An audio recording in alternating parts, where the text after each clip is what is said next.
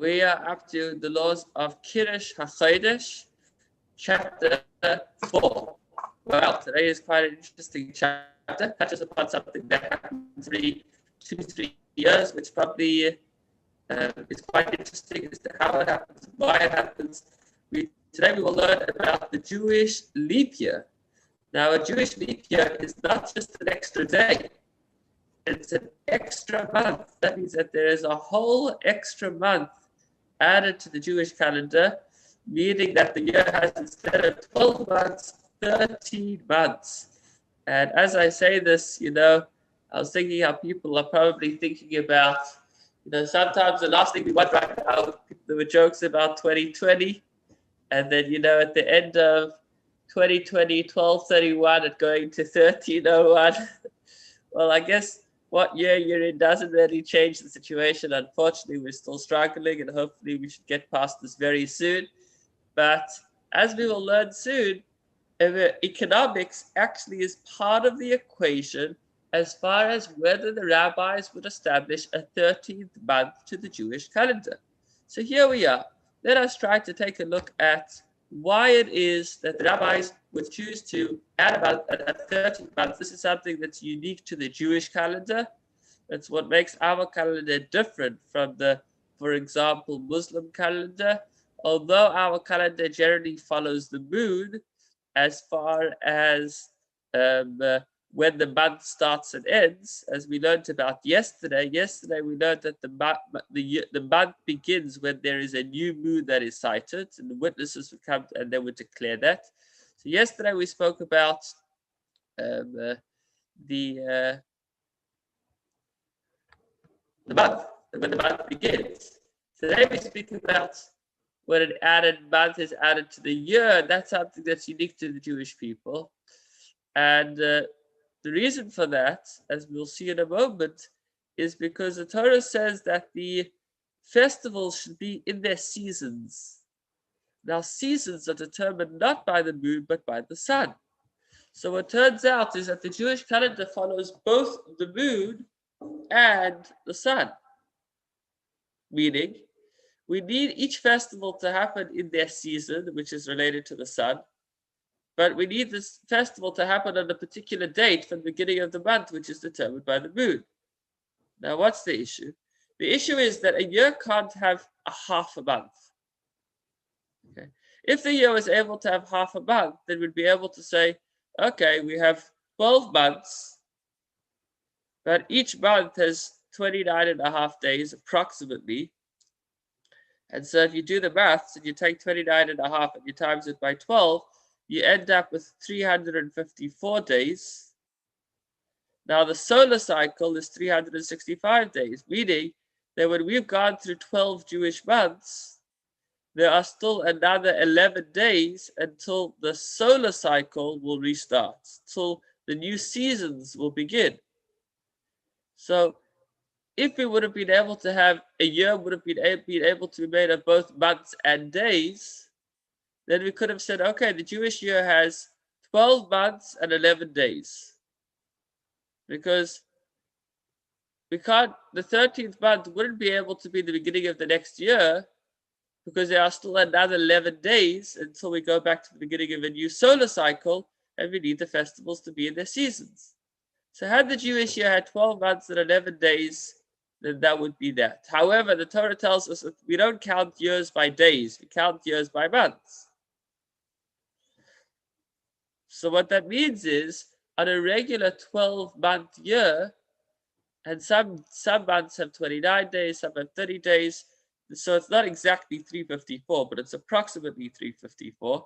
So on a regular year, after 12 months, we're going back to month number 1 of and moved into the next year, but the solar year will only begin, or will only be back by the sun will only be back by the same place in another 12 days time, which means that all the festivals will be 12 days earlier in the solar cycle than they were the year before.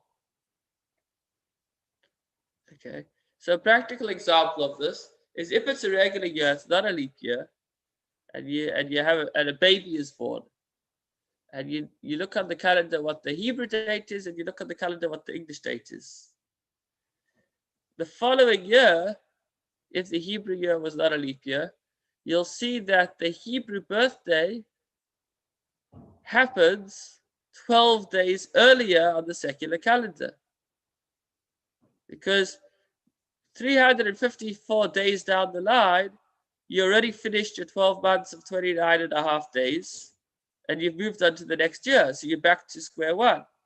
However, to reach the same English date, you'll have to wait another 12 days because there are 365 days in the English calendar because the sun takes longer to do its cycle. It takes longer than 12 lunar months. So therefore, every 2 or 3 years, the rabbis need to add an additional month to ensure that the festivals are in the same place on the solar cycle. They don't need to be in the exact same space. And that's why there's only a leap year every few years. So what happens is every year, everything in the Jewish calendar falls out 12 days earlier in the cycle of the sun until there's a leap year. Once there's a leap year, then you have a much longer lunar year. The lunar year, instead of having 354 days, has 384 days. So suddenly, suddenly it takes the sun 20 days faster to do its cycle than the 13-month lunar year. So when that happens, then suddenly everything is not early in the seasons, but everything is late. So practically what that means is, if you look at when last year Sukkot was, for example, and you'll see that it was the beginning of the summer. The next year it will be earlier on. It will still be maybe a little colder. And the next year it will be earlier on because each year we're not as far in the solar cycle. Until there's a leap year, there's a 13-month year, and then boom, suddenly Sukkot is really late. Because now the previous year had 385 days, so by the time we're back to the same date to the Hebrew calendar, it's already much later in the year. And so it's already maybe much warmer. The same would apply to every festival, to Pesach, to Rosh Hashanah, Purim, whatever it is. So that's the main reason why the rabbis instituted a leap year. But we'll see that there are two other equations, one of which is the economy. Let's take a look inside. I guess once I'm discussing it outside, I'll discuss a little more about what the Rambam says in the first two halachas. The Rambam says that as far as ensuring that the festivals are in the right time, are in the right season, so there are actually three general equations. The first three equations are number one, the seasons, meaning are we yet in what would be called spring, or in Torah terminology, there are 4 tkufos, which are 4 general seasons. And the question is, are the Hebrew dates entering into that general season? There are 4 general seasons. The second equation is we'd actually look at the trees, or we'd look at the wheat and see, has the wheat begun to reach the point where it can be used? Because, for example, on Pesach, we harvest the first of the barley. But if the barley hasn't grown yet, then we're not going to be able to bring the first offering, or the bikurim on Shavuos. So we actually need the barley on Pesach and the wheat on Shavuos. We need that to actually have grown. So the second equation is to actually look at the grains and to see where the harvest is up to. And the third general equation is to look at the trees and to see how much the fruits have begun to ripen.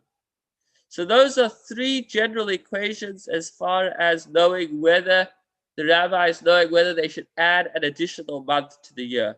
If they see that we are ahead of schedule or behind schedule, however you look at it, as far as seasons are concerned, meaning that, I guess ahead of schedule, meaning that let's say Pesach is coming up, but the season for Pesach is still some time away. So then they'll know, okay, it's time to add an additional month. So we're not going to celebrate Pesach before the season of Pesach. That's the first general equation, to look at the actual seasons. The second is to look at the harvest. and the third is to look at the trees. If they see that the seasons are not too far off, Pesach is coming up, but also the season of Nisan is coming up, and the harvest is beginning to blossom, is beginning to become ready to be reaped, and the trees are beginning to bear fruits, then they know that all is in order and there's no reason to add a leap year. But if some of these things are not in line, that's when the rabbis get the thinking caps on and they see whether in fact a 13th month needs to be added. Let's take a look at the text inside.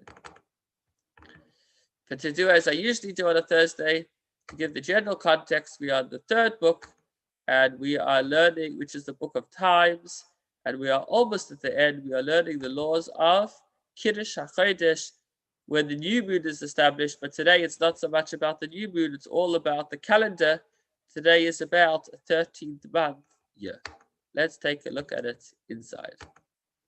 So for starters, let's look at the Jewish leap year. What and why? A leap year is a year that includes an additional month. The extra month that is added is always Adar. So what is that 13th month? It's Adar Beis or Adar B. So you'd actually have 2 months with the same month, 2 months with the same name. The first month would be called Adar 1, and the second month would be called Adar 2. So there are only 12 names of, or 12 months in the Jewish calendar, except that the 1 month would have a repeat. Why was this month added? Because of the season of spring, so that Pesach will fall then, at least in Israel. As the Torah says, take heed the month of spring, Chodesh HaAviv. What this means is that the month should always fall in the spring.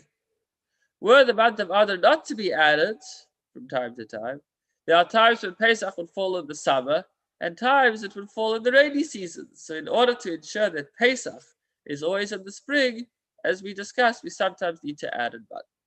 Now, an extra month is added, making the year full. It's called a full month, full year. 3 factors. Number 1, the vernal spring equinox, which is what we spoke about when the season actually begins. Number 2, the ripening of the barley crop. And number 3, the blooming of the trees. Meaning, when the court calculates and determines that the vernal equinox will fall on the 16th of Nisan or later, meaning that they're seeing that by the time spring comes around, Pesach will already be over, then the year is made full, meaning they add an extra month. The full year means a 13-month year. The month that would have been Nisan is made the second Adar, and Pesach will fall in the spring. This factor alone is sufficient for the court to make the year full. Other factors need not be considered. Similarly, if the court sees that the barley crop has not ripened, but that it is late in sprouting, or the fruit trees that usually bloom at the time of Pesach have not bloomed. These 2 factors are sufficient, the 2 factors together, and again the year is made into a full year of 13 months, even though spring will already be in line with Pesach. So even if Pesach will not happen before spring, the other 2 equations together can suffice for them to add a month. The reason the year is made full because of these factors is so that there'll be an abundant quality of barley, so that the actual offering, the mincha, the wave offering of Omer, can be brought on the 16th of Nisan, so that the fruits will bloom as they always do in the spring. So those are our first three equations. They look at the season, at the barley, and at the fruit trees. Now, where should we be looking? Not in Johannesburg. There are 3 territories that are of consequence regarding the ripening of the barley. The Judea area, which some like today to call the West Bank, but we see this goes back very far. It's certainly not annexed territory. Transjordan, which is even on the other side of the Jordan, there was a big Jewish presence there too, and the Galilee, which is up north. Golan Heights is part of the Galilee. If the barley ripened in 2 of these lands, but not in the 3rd, then the year is not made full. If, however, meaning if 2 of the 3 lands did have the barley ripening, meaning things are on cue, then we follow the majority. If, however, the barley ripened in one of these lands, but not in the other two, then the year will be made full if also the fruit trees have not bloomed. So here we have the two go together. If both the grain has not ripened in two of the three areas and the trees have not bloomed, then a 13th month is added. These are the primary grounds for making the year full, so that the year will follow the solar calendar, as we discussed. Now, there are other factors for which the court makes the year full in the case of necessity. Among them, if the roads are not suitable, and it is impossible for the people to make the pilgrimage, the year is made full to give time after the rain stop to have the roads fixed. So people need to be able to travel without falling into potholes, and that would actually be a reason for them to add a 13th month to fix up the roads. Similarly, if there are bridges that have been destroyed, there are rivers interrupting the roads and preventing the people, so you have flooding, broken bridges. Again, the year is made full so that this can all be fixed, so that people don't, God forbid, get hurt and die. Quite fascinating. The whole Jewish calendar is going to wait another month so that a person that is on his journey does not fall into a pothole and die, or gets drowned in a flood. That the ovens for the paschal of sacrifice were destroyed by the rains, and thus there was no place for people to roast their paschal offerings. The big mitzvah of Pesach is to bring the paschal offering, the korban Pesach. So if the ovens which were kept outside have actually been destroyed by the rains, again, they would add an extra month for people to fix up their ovens. That the Jews from the diaspora who have left their homes have not yet arrived in Jerusalem. We make the year full so that they will have time to reach. If we see everybody is delayed and nobody is quite there yet, we'll add an extra month to give them some more time. We don't, however, make the year full because of snow or because of a cold climate, nor because of Jews from the diaspora who have not yet left their homes. If it's simply cold outside or it's snowing, then dress warmly, and that's not an excuse not to go to work. Similarly, the year is not made full because of ritual impurity, meaning if most of the people or most of the Kohanim were impure, and therefore that would mean that the paschal offering would not be able to be brought in purity, in state of purity, then they would not add an extra month. Instead, they would actually offer the paschal offering in a state of impurity. However, if they did decide to add an extra month in error, then once that month is added, it stays, if that was the reason. Now, there are more factors that, in and of themselves, are never sufficient cause to make the year full. They are, however, mentioned as contributing factors when a year must be made full, so that the Pesach will fall after the vernal equinox because of the barley that has not ripened or the fruit trees. So you have some other things that also contribute. What are they?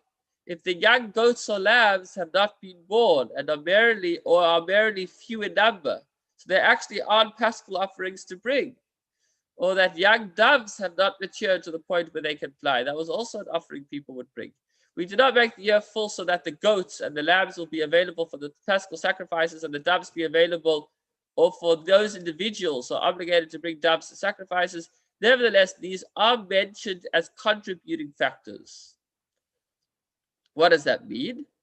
The court says this year must be made full because of the equinox falls late, meaning both because of the season and the barley or the trees, and also because the young goats are small and the doves are frail. So they'll mention that as one of the reasons, although that actually isn't what cuts it. The year can be made full only by judges who are invited to participate in the deliberations, meaning the head of the high court tells several members of the court, be present at a particular place where we will make calculations and decide whether or not it is necessary to make the year full. It is only those who were invited who have the authority to make the year full. This is not something that anybody can do. How many people do we need? We begin with 3 judges from the high court who have smicha. This is a higher level of smicha than what we have today. If 2 of these 3 judges say there's no need to decide whether or not the year should be made full, their opinion is accepted. Even though one of the judges feels like it needs to be discussed further, he is dismissed. We follow 2 of the 3. If 2 of the judges say that we do need to sit and discuss this further, and one judge says that we don't, then they would add an additional 2 judges from those that had already received their invitations, and now the 5 of them together would discuss the matter.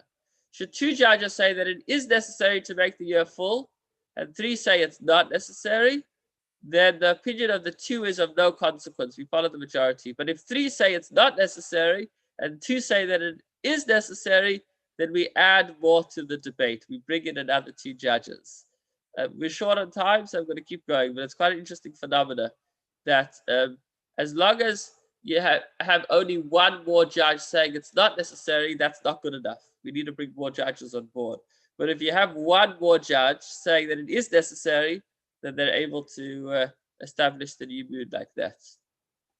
These 7 judges should arrive at a conclusion. If they all agree to make the year full or not to make the year full, their decision is followed. If there's a difference of opinion among them, we follow the majority either way. So once we have 7 judges on board, then we'll follow the majority whichever way they go.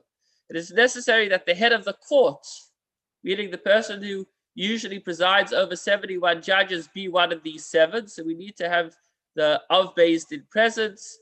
If the 3 original judges conclude that it is necessary for the year to be made full, we want to have the Nasi on board. That's another member of the court up on top there, actually ahead, even higher than the Av Beis Din. Concerning the institution of a leap year, the opinions of the lesser judges should be offered first. So when you're deciding whether there's a leap year, you start with the lesser judges. And regarding whether the new moon should be determined, we start with the top judge. I'm going to keep going because we're tight on time. Listen to this. This is quite amazing. We exclude affected persons. A king or a Kohen Gadol, a high priest, should be included, should not be included. That's what I'm wanting to say. In the courts. Why? A king might be considering his soldiers at war, and we don't want that to interfere. And the Kohen Gadol might be thinking that he doesn't want to be cold. He needs to walk barefoot on Yom Kippur. And if it's going to be too cold, it's going to be harder for him to do his service on Yom Kippur. So therefore, we leave the Kohen Gadol out of the equation so that we don't have any personal weight, which would be some form of corruption. Number 12. So when exactly do they declare this additional month? I see it's already 1:30. I'll try to wrap it up as quickly as I can. So if the head of the court, the Nasi or the Nasi was away, they can institute a leap year as long as he agrees. If he comes back and he agrees, then good. If not, not. It could only be established in Judea, which is today in what some call the West Bank. For the resting place of the divine presence is there, as the verse says so. And a year should be made full only during the day. If it is made full during the night, it is not full. Generally, any ruling of the Beis Din should take place during the day. More about that. The court has the authority to calculate, institute, and decide which year shall be full whenever it desires, even several years in advance. But nevertheless, a particular year is not actually declared a full year until after Rosh Hashanah. Only then can a public statement be made. So they can plan it years in advance, looking at the calendar, but it needs to be in that year. A leap year is announced at such an early date only in a pressing situation. Otherwise, they only actually introduce the additional month, in that month before, in Adar. So that's pretty wild. If people are planning a bar mitzvah, a wedding date, and they want to send out invitations, then the dates of their wedding, if they pick a date, might actually be a month later. Nobody will know until the Beis Din would declare that an extra Adar needed to be added. If the 30th day of Adar arrived without the year having been declared a leap year, so this is the last day, but it's not just the last day. If it's the 30th day of Adar, and then witnesses come, then it will already be the first day of the next month, and then it'll be too late. So since we're talking about, we're literally at the cliff, we're at the end, and it might even be too late. So generally, we do not declare an additional month on that 30th day. However, if it was declared on that 30th day, then it still does work. And if witnesses after that came and they said they saw the new moon, then instead of it being the 1st of Nisan, it would be the 1st of the extra month that was added. Okay, now I mentioned economy. So this is where economy comes into the equation. I'm sorry, it's a little bit late. A leap year may not be declared in a year of famine, when everyone is hurrying to the granaries to partake of the New Year's harvest and derive vitality. If you're going to add an extra month, it means everybody will wait an extra month till they can start eating their grains, because the first grains need to be brought to the temple on Pesach and Shavuot. Well, if everybody's hungry, we don't want to keep them waiting an extra month. In such a situation, it is impossible to prolong the time when the prohibition against eating from the new harvest is in effect. Also, we don't declare the sabbatical year a leap year. Again, during the sabbatical year, people can't work, and that severely affects the economy. We don't want to have them 13 months in this testing situation. So generally, the year before the sabbatical year is determined as a leap year. Says the Rambam, it appears to me that the sages say that a leap year should not be declared in a year of famine or the sabbatical year, would be as far as the roads and the bridges are concerned, if those were the reasons to make it a leap year, or of other things. But if it has to do with the actual season, the Rambam feels that actually is an overriding determining factor. It's critical that Pesach falls out in the right season. Finally, halacha number 17, how would the public find out? When the court institutes a leap year, they write a letter to all the people in distant places, notifying them that a leap year has been instituted and the reason for which it was instituted. These letters were written in the name of the Nasi. They would say, let it be known that I and my colleagues have agreed to add to this year this many days, for it was possible for them to declare a month of 29 days or of 30 days. So they wouldn't just say we've added a month, they would say we've added a month of such and such days, meaning either 29 days or 30 days. The intent is that the court had the option of notifying the people in the outlying areas that the month would probably be either full or lacking in advance. In fact, however, the determination of whether the month actually happens when they see a new moon. So again, 29 or 30 will actually happen later, but they can in advance say that we expect this month to be in 29 or 30 days. Thank you so much for joining me as we learned all about the Jewish leap year, the 13th month year, and the contributing factors in determining when that happens.